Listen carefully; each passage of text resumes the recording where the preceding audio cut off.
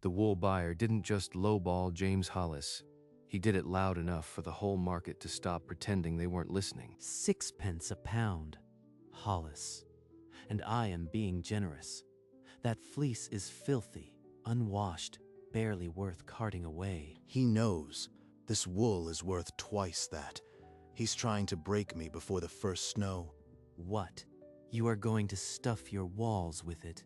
Everyone knows raw fleece rots and brings moths. You'll freeze. What warms the sheep will warm the man. Keep your pittance, Carver. I'll use it myself. James's hands tightened around a clump of cream-colored fleece. The lanolin clung to his skin like a promise. They mock what they don't understand, but a sheep doesn't lie about what keeps it warm. He loaded the unsold bales onto his cart. The crowd of farmers and merchants fell silent, then turned away. By the time his cabin came into view, the first frost was on the ground. James looked at the wool, then at his daughter waiting by the door. He'd bet his family's winter on a material a buyer called worthless. The valley would soon learn if he was a fool, or if Stephen Carver had just watched a man seal his own salvation. Inside the cabin that afternoon, Charlotte helped him pry the first interior board loose. Dust sifted into the cold air. You really mean to fill every wall with raw wool? Every cavity. The sheep have kept warm through blizzards. Worse than any of us have seen, that wool will hold the heat. James packed the raw fleece tight into the stud space. Arms elbow deep, the lanolin left his skin waxy, and the wool gripped as if it belonged. It doesn't smell bad. It smells alive. A knock broke the rhythm. Stephen Carver stood on the threshold, snow dusting his shoulders, a smirk already in place. I had to see this for myself. You are lining your walls with dirty wool like some cave dweller. James's jaw tightened. He didn't look up from the wool. It'll mold, Hollis. You'll wake up one morning breathing rot and moths. Stephen's laughter faded into the falling snow. James turned back to the wall, his hands moving again, if a little slower. The first real cold arrived without warning. One night the temperature plunged, and the wind started hunting for cracks. Papa, feel the walls. There's no damp at all. The wool's bone dry, even right against the outer boards. Lanolin. The sheep's own wax. It sheds water, but lets the wool breathe. Won't soak and won't freeze. It doesn't smell of wet dog like damp straw. It smells of the hills. The Smiths' walls are already sweating. Their straw stuffings turning black with mildew. In the village, Stephen Carver told anyone who'd listen that it was a fluke. Give it time, Stephen's voice echoed. Raw wool always rots. Wait till the thaw. Those words burrow like a worm. But the walls aren't lying tonight. The wool doesn't lie, Papa. The sheep never freeze. The cabin stood warm through that first bitter week, but the valley was still waiting for the wool to betray him. The next storm brought wet snow. Across the valley, straw insulation sagged black in the walls. Children woke coughing. Icicles grew inside windows, and mothers pressed more wood into stoves. Raw wool's a sponge. It'll soak moisture and rot Hollis's timbers from the inside. At the market, farmers who had laughed now fell silent when James's name was spoken. One muttered, "My blankets reek of mildew. His cabin never smells of damp." Fool's luck. Wait till spring. The moths will hatch and his walls will crawl. They're listening now, Papa. Some of them aren't laughing anymore, and I heard them talking about the wool. Stephen's voice still carries. The valley will need more than a warm week to change its mind. The snow piled higher, and Stephen's certainty still stood like a wall. But cracks were forming. Every night, the Hollis cabin glowed warm. The valley started to ask, what if the wool buyer was wrong? One evening, 3 neighbors came to James's door, looking over their shoulders. The cold had outflanked their pride. Feel it. Dry as a bone. Not a speck of mold. Curious hands touched the fleece. They found no damp, no rot. The lanolin had worked deeper than anyone guessed. Stephen heard of the visit within hours. Alone in his warehouse, he stared at the lantern flame. They're starting to believe him. Then let them worry about moths. By morning, A new whisper raced through the market. Raw wool meant moths. Come spring, they'd hatch inside the walls. He's turning them with moth talk, Papa, telling everyone our cabin will be a swarm by spring. I've never seen a moth in the fleece on a living sheep, but I've never studied it through a thaw. Some neighbors, who had been ready to try the wool, now pulled back, afraid of what they could not yet prove. The line between curiosity and belief held. James and Charlotte watched the wavering, knowing the next storm would either crown them or bury them. When the storm hit, it came like a fist. 3 days of wind that drove snow through every gap in the valley. Papa, the McAllister's window has ice inside, but ours is still just frost. The wool is holding. In other homes, damp straw froze solid against the logs, cracking the chinking and letting in blasts of cold. The difference was stark. The Hollis cabin glowed with trapped warmth, while neighboring houses bled heat into the white. No moths, Papa. No mold. I checked every corner. The wool is still clean and dry. Stephen's predictions are dying in the cold. The wool doesn't lie, and neither does the frost. It's one storm. One storm doesn't make a winter. The real test is the thaw. That the village had seen the proof. Whispers turned to open questions. Stephen's certainty began to feel like a wall with cracks. They're starting to come around, Papa. Even the Thompsons asked if we had any wool to spare. James looked at the wool-filled walls. The storm had spoken, but he knew Stephen would not fall silent until the valley made him. Stephen Carver came alone, without witnesses. He found James at the woodpile, the same hands that had packed the wool now swinging an axe. Hollis, I am willing to take that surplus wool off your hands. 6 pence a pound, same as before. It's a favor, really. A favor. Like the favor you did me at the market, calling my fleece worthless in front of the whole valley. The price is fair. You've got more than you need. Be sensible. Sensible is remembering who told me my walls would rot. I'll keep my wool. You'll regret this, Hollis. Wool is still wool, and come spring, you'll wish you'd taken my money. Stephen stalked off, his boots crunching in the snow. The offer had been a test of weakness, and James had passed it cold. He thinks he's won, but he hasn't seen the real winter yet. No one has. That man will try something. But the wool is mine, and so is the winter.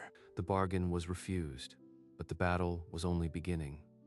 Stephen would not forget, and the sky already smelled of heavier snow. Stephen's next attack was more cunning. He didn't call James a fool, he called him dangerous, and the market listened. Raw wool's full of lanolin. Grease wool, it is. One spark from the chimney and he'll burn alive inside that tinderbox. The new whisper spread faster than the moth talk. Women feared for their children, and men who had been curious grew reluctant. An old shepherd spoke up at the meeting house, voice rasping. "Sheep don't burn, boy. Wool smothers fire. You'd know if you'd ever raised one." The old fool is defending him, but fear does the work for me. They're saying we'll burn in our sleep now, Papa. Stephen won't stop until the whole valley turns on us. He's throwing 4 walls of lies. One of them is bound to find a crack. We can't let him win. The wool keeps us alive. We have to show them. But at the market, James walked past faces that no longer met his eyes. The fire rumor had resurrected doubt. The storm was gathering, and Stephen had stacked enough lies to make the truth itself seem like the danger. The sky didn't just darken, it hunched.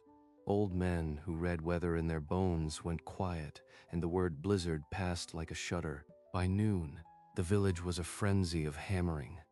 Families stuffed rags into cracks, but the wind already tasted of ice. A rider from the high pass brought the forecast.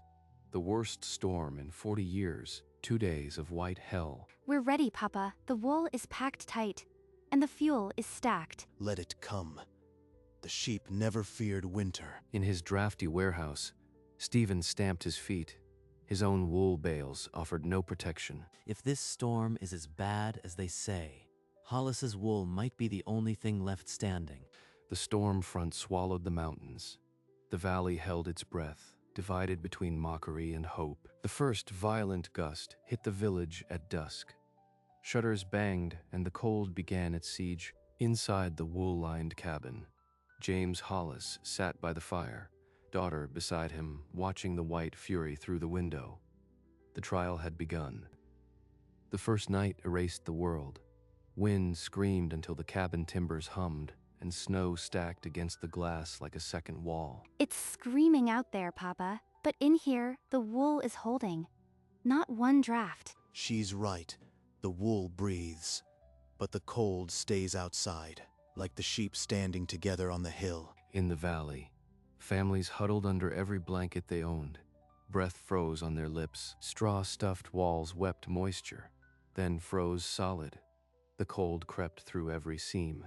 The McAllisters and the Smiths, Papa, their walls won't hold. No, they won't. We'll build fires from what the storm spares. But the wool does what they laughed at. Charlotte pressed her palm flat against the inner wall. The wool was warm to the touch, radiating back the fire's heat. Outside, the blizzard tried every crack it could find. It found none. James added another log and listened to the wind rage. The cabin stood, a pocket of still air in a world of white violence. The storm's second day was worse. The wind peeled snow from the drifts and flung it sideways, the cold sinking to the bone. Through the white, Charlotte saw them first. 6 figures bent against the gale, dragging a sled with children bundled like lambs. Papa, people are coming. They'll freeze before they reach the next house. I knew this would happen. But the cabin is small, and we barely have enough firewood. We have wool and warmth. We can't let them die. No, we can't. Go open the door. The door swung wide, and the freezing family all but fell inside, gasping at the wall of warmth that met them. Children's blue lips began to pink. The mother wept without sound, hands shaking as she touched the wool-lined walls. There's space by the fire. We have blankets and broth. James stood back, watching his haven become a refuge. The wool that Stephen mocked was now saving lives. The cabin grew close with half-frozen bodies, but the wool-lined walls held the warmth like a stone holds heat. The frame joints are drafty. Give me a handful of that fleece. She tore strips from the surplus bale and pressed them deep into the crack. The icy whistle died. She's teaching them. That's more valuable than selling the wool ever was. Other women copied her, stuffing wool around the door and into the floor gaps. Their children stopped shivering. Feel it.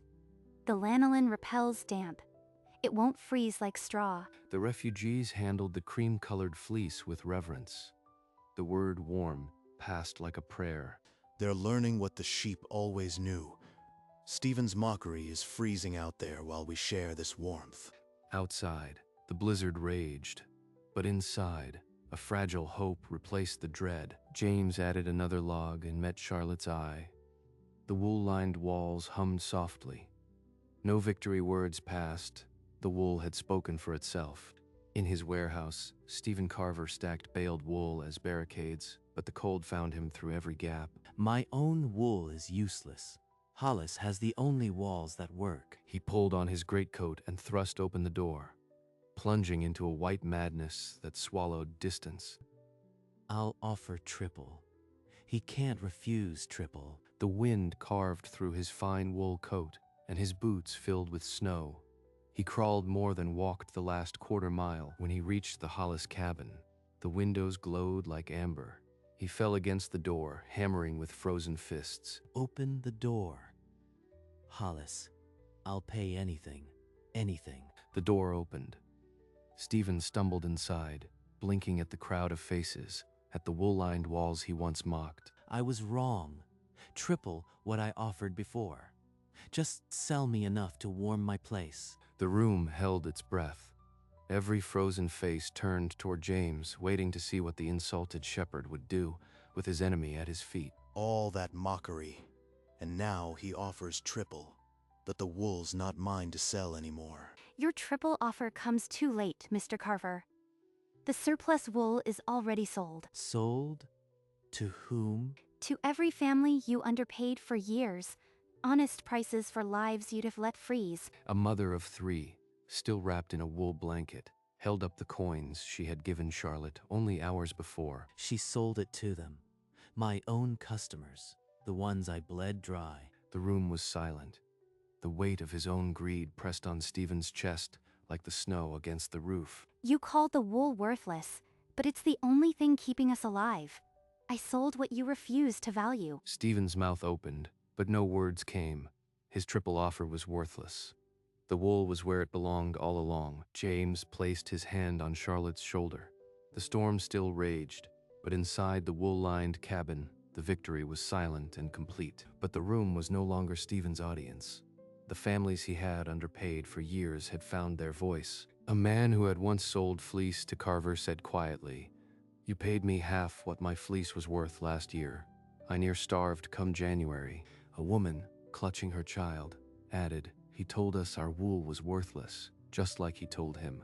She pointed at James. Stephen's face twitched. He looked from James to Charlotte to the families, but no ally returned his gaze. They're remembering every lowball, every lie.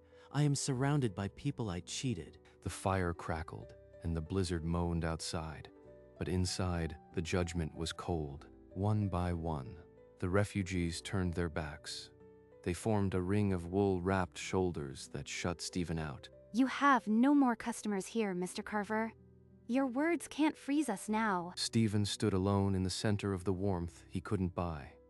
The wool-lined walls he had mocked seemed to close in. Outside, the storm still raged, but inside, the quiet rejection was more bitter than any cold. The blizzard exhaled its last breath on the fourth morning.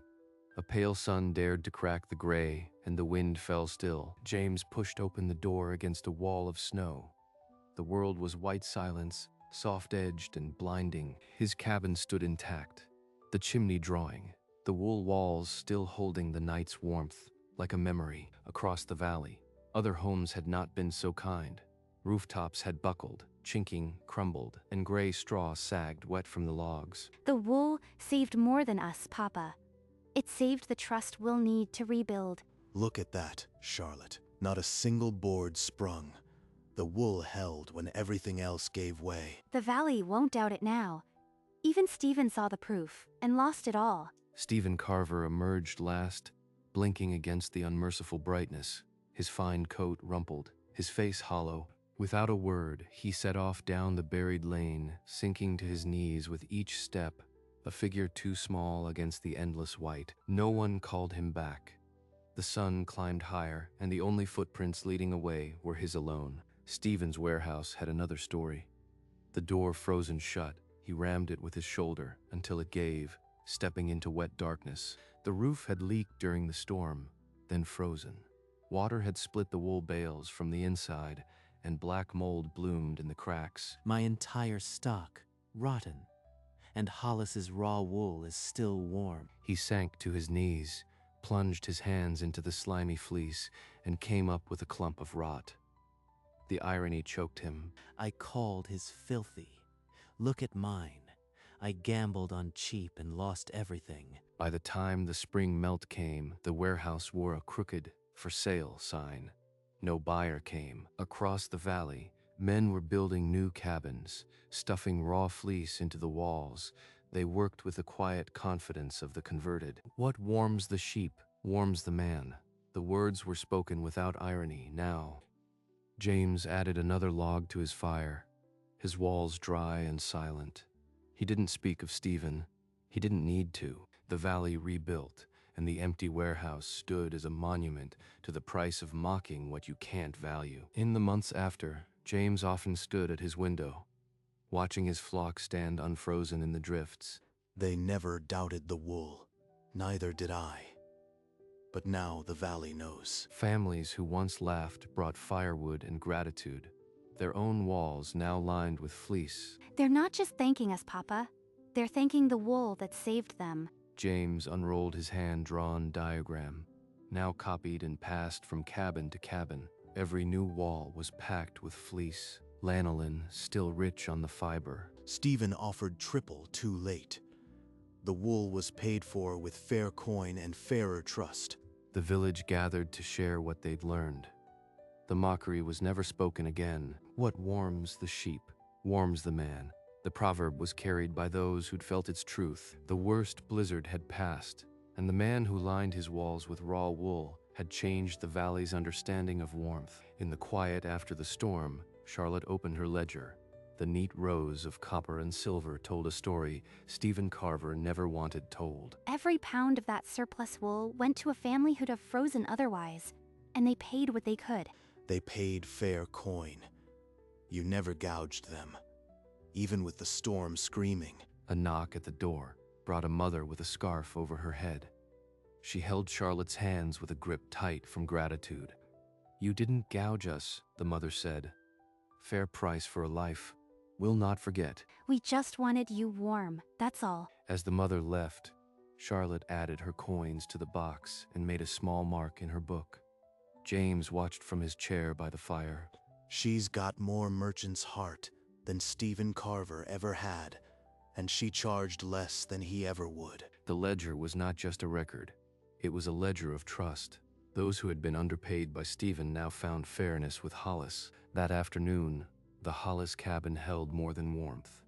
It held the quiet power of a daughter who had turned her father's wool into a community's deliverance. That evening, James and Charlotte sat at their simple table, the fire low and the wool walls quiet around them. Do you remember what Stephen called the wool? Filthy and worthless. Those were his words. I remember. But the sheep never thought so, and now the valley knows. The single candle on the table flickered beside a small clump of raw cream-colored fleece, the same fleece Stephen had scorned. It had become the most precious material in the valley, not because it was rare, but because it was true. I lined every wall with what they called worthless, and when the worst blizzard came, it was the only thing worth holding on to. It's not just wool, Papa. It's proof that the simplest things are often the strongest. The fire crackled down to embers, and a long silence settled between them, the comfortable silence of people who had survived together. In that quiet, the story was already becoming legend.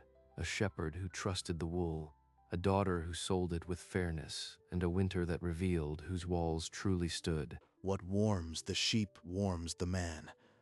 I'll never need to say it again. The wool said it for me. Spring came slowly, melting the deepest snows and unburying the green that had waited beneath. The sheep shed their heavy fleece under the warm sun, grazing the hills they had never doubted. New cabins rose across the valley, each wall packed with raw wool.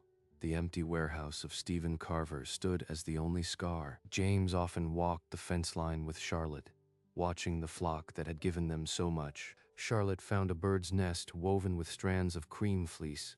Nature itself trusted the wool. The cabin, with its new log addition and blooming wildflowers, stood as the heart of a valley that had learned to value what truly warms. At dusk, the northern lights shimmered above the cabin, a silent celebration of the winter they had conquered. The sheep stood on the hill, their fleece catching the last light, eternal proof that the simplest wisdom holds the longest.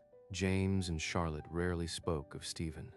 His name was already dust, while their walls stood warm and true. And so, the valley turned toward the future, carrying a proverb born of fleece and faith. What warms the sheep warms the man. On a morning when the green had fully returned, James and Charlotte stood at the fence, the cabin solid behind them. Charlotte reached over the rail and let a ewe's thick fleece slide through her fingers, soft and oily as the day it was shorn. James watched the flock, the same flock that had given him more than wool. They had given him a valley. Behind them, the cabin stood as it always had. No grander, no poorer, just warm. Its wool-lined walls had become a legend. He didn't need to speak.